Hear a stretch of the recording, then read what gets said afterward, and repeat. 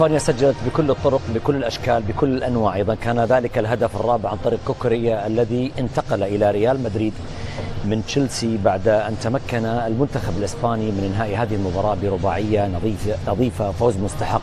شكل فني لويس غارسيا مختلف لاسبانيا في هذه المباراه، بالاستحواذ، بالتمركز، بالاداء وبالنتيجه. ايضا واضح بان الاسبان قد اعطونا ايضا شكلا مختلفا عما ظهروا فيه بالشوط الاول.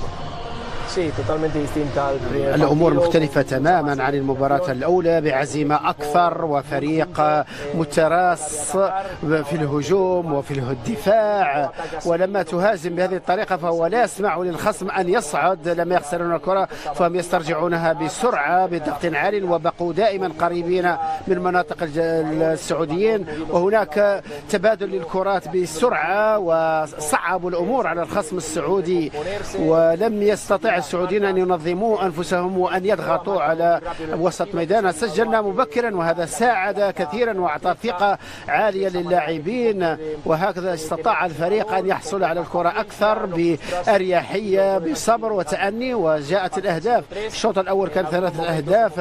في لحظة ما رأينا بأن الضغط أن السعوديين فقدوا التركيز، ولكن على الرغم من ذلك فإسبانيا استغلت فرصها وسجلت وخلقت فرص كثيرة. ومع نهاية الشوط الأول كانت النتيجة محسومة نوعا ما، وقاموا بتغييرات مهمة في الشوط الثاني. ياسر، طبيعي أن تلعب بشوط المباراة الأول لما يراه دونيس أيضا بأنه الأفضل للسعودية أن تلعب 5-4-1، لأنها تعلم تماما بأنه إسبانيا عندها يعني خصوصية معينة، وهو أراد أن يوقف الأسبان بشوط المباراة الأول، لم يستطع، استقبل 3 أهداف. في الشوط الثاني عاد لطريقة السعودية الطبيعية، وسنشرح أيضا لك ولتيسير وللويس غارسيا وللمشاهدين أيضا كيف السعودية لعبت بالشوط الأول وكيف لعبت أيضا بالشوط الثاني في أسلوبين مختلفين. مبدئيا يعني لنكون منصفين، يعني الفترة اللي أشرف فيها دونيس على الفريق يعني لم تعطيه الفرصة الكافية لفرض أسلوبه ومنهجيته على اللاعبين، ولكن كان الأولى بما أنك أنت التحقيق النتيجة الإيجابية في المباراة السابقة كانت تميز في الطريقة الدفاعية، كان من الأولى أنك تستمر على نفس الأسلوب. هذه 5-4-1 تشوف الشوط الأول؟ نعم، هي 5-4-1. هو فكر زي ما قلت لك، هو فكر أولا دونيس هي الطريقة المفضلة بالنسبة لدونيس.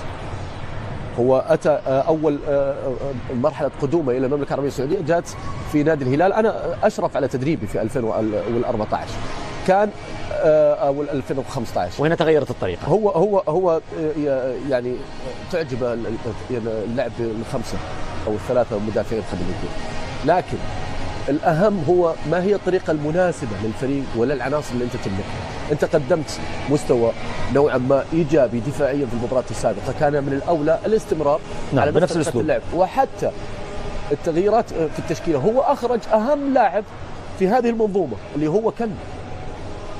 لما أتكلم لك أنا مثلا على الاعتماد على مصعب في الخانة هذه، أنا أحب مصعب كلاعب ويعجبني، وهو من أفضل اللاعبين الصاعدين وله مستقبل أكثر مشرق. وأنا كلامي دفاعا عن مصعب مو هو تحميل مسؤولية، لا، هو ظلم مصعب، لأنك أنت لما تطالبه بشيء أو بطلبات أو أوامر هو لا يملك، ليست أقوى ما يملكه مصعب، فأنت اللي أخطيت، ما هو اللاعب. أنت كان بالإمكان البداية بكلو والاعتماد بشكل أكبر على خبرته وعلى حتى على البدنية. بس هو جرب مصعب في الخانة، وأكيد في التمارين وقف على مستواه وعلى وضعه. لا، أنا أتكلم لك على أمر واضح، هذه الخانة لا يلعب فيها مصعب أساسا، واستخدامه في هذه الخانة أضر باللاعب نفسه. يعني أنا أتحدى إذا كان نفسه مصعب يعني مبسوط يعني بعد المباراة، لأن تيسير يعرف لما تلعب أو إنك تلعب في خانة ويطلب منك بعض الطلبات اللي أنت غير متعود عليها، وأمام فريق كبير يملك إمكانيات مثل إسبانيا، من الصعب جدا يعني أنت كذا تظلم اللاعب. ولكن يعني أنا أوعز هذا لعدم معرفة دونيس في اللاعبين، ناهيك عن أنه الأخطاء أساسا أنت لو ترجع للأهداف هي أخطاء فردية من اللاعبين. يعني ألف باء كرة قدم يجب أن لا تخطئ مثل هذا كلها الأربعة. وجهة نظري نعم، وارجع وشوف الرقابة الفعلية على كل هدف تسجل. يعني لا يوجد أي هدف. شوف كوكوريا الحين في القائمة لوحده كيف؟ حتى لامين في الأول لوحده. كيف زي ما قلت لامين يامال نفس الحكاية، زبال نفس الشيء. الاعتماد ونسيان الرقابة والاعتماد على الكثافة العددية والكم داخل ال 18 هو اللي يعطى اللعيبة الاتكالية والتهاون في الرقابة والطريقة الدفاعية أو حتى الهجومية. هي ليست بالكم، هي بالكيف. نعم. حتى لو تدافع بعدد أقل. هذا الهدف الأول. تيسير، رأيك بما حدث في هذه المباراة بشكل عام، من تحمل مسؤولية الخسارة الرباعية هذه؟ والله شوف، أكيد في كرة القدم الكل يتحمل، ولكن احنا نتكلم على الطريقة اللي يجدونها اللاعبين السعوديين. يعني بالنسبة لي الطريقة هذه ما كانت مناسبة. مباراتنا مع الأورجواي دخلنا المباراة بنفس طريقتنا المعتادة اللي اللاعبين يحبونها، بنفس الطريقة دخلنا في جو تنافسي من البداية، بينما مباراة اليوم دخلنا في جو سلبي من البداية، انك تلعب ب5 مدافعين، تعطيت إيحاء للمجموعة انك تدخل تدافع. طيب ثم ماذا؟ بعد تسجيل الهدف الأول والثاني والثالث، يعني هل في خطة بديلة؟ يعني بعد الثالث ارجع لطريقتك المعتادة. ايضا اتفق مع الكابتن ياسر انه انت خرجت افضل لاعب في وسط الملعب، محمد كنو لا يعني ما في مدرب يتخلى عنه. تقصد ما بدأت فيه من البداية؟ نعم، لاعب عنده خبرة، ثالث مونديال، قوي في الالتحامات في نص الملعب. صحيح. الضربات الركنية الهجومية والدفاعية كلها يعني عامل مساعد يساعد الفريق، ودائما يمسك الكرة بنص الملعب، يعطي أريحية للمدافعين.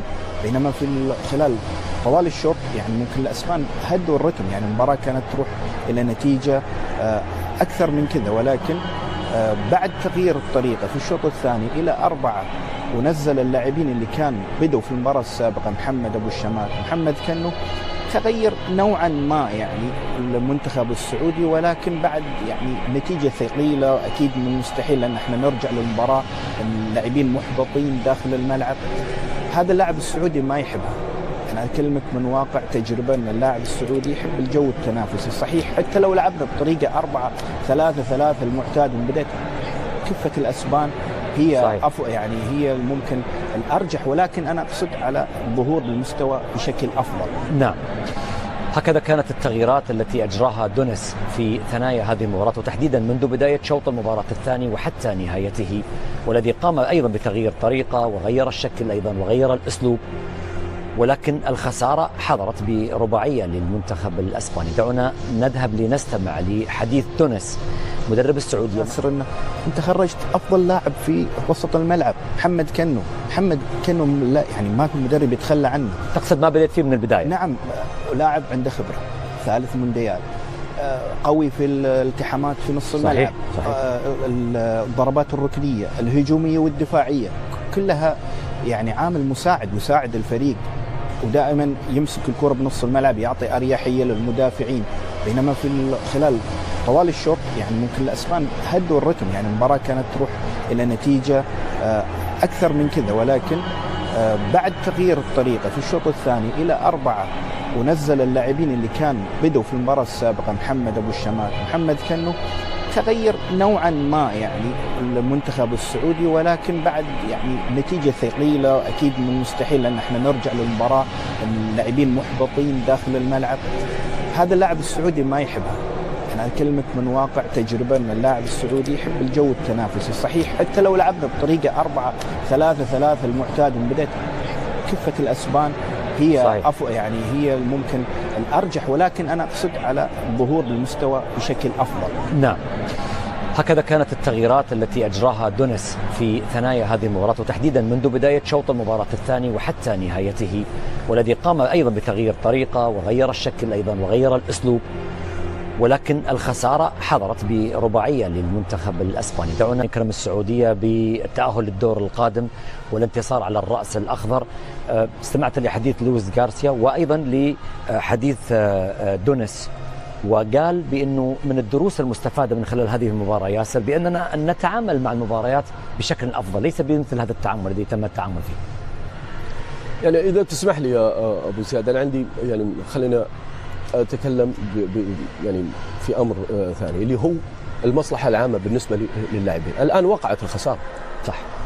عندما نتكلم عن الخسارة لن يجعلك يعني تعي بهذه الأخطاء أو بسلبية هذه المباراة إلا لما تسمع الكلام والانتقاد الصحيح غير الانتقاد الجارح. عندما نذكر الاسماء او نذكر ان المنتخب ظهر بشكل كارثي او بمستوى سيء على مستوى الفردي بالنسبه للاعبين او حتى على مستوى المجموعه، هو بحثا عن المصلحه. احنا كلاعبين مرينا بمثل هذه المواقف، وضعنا بمثل هذه المواقف وكنا سيئين، ولكن الان لا تسنح لنا الفرصه لتعديل ما مضى. احنا نتكلم بهذا الشكل لانهم لا زالوا يملكون الفرصه السانحه لتعديل صحيح.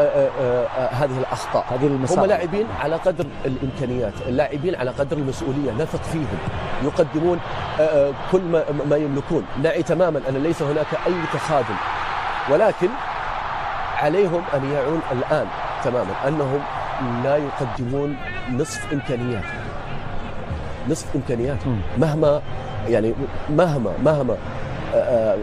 دار الحديث عن مستوى اللاعبين الفردي او حتى الجماعي، لا يقعون في فخ ان مجرد ان المنتخب الاسباني هو المرشح الاول وهو منتخب قوي ان يظهر لديه العذر بان يظهر بهذا الشكل.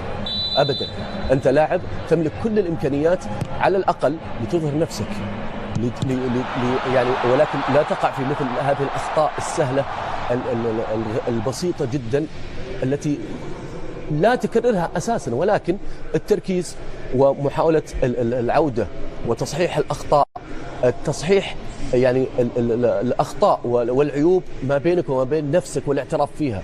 هذا اول ما يجب ان يكون ابتداء من غرفه الملابس بعد المباراه. ممتاز. وانا اعتقد انهم هم باذن الله قادرين على انهم يعوضون الجماهير السعوديه ان شاء الله، ويعوضون انفسهم ويثبتون للعالم اجمع انهم يستحقون ان يكون في هذا المكان باذن الله تعالى. دعونا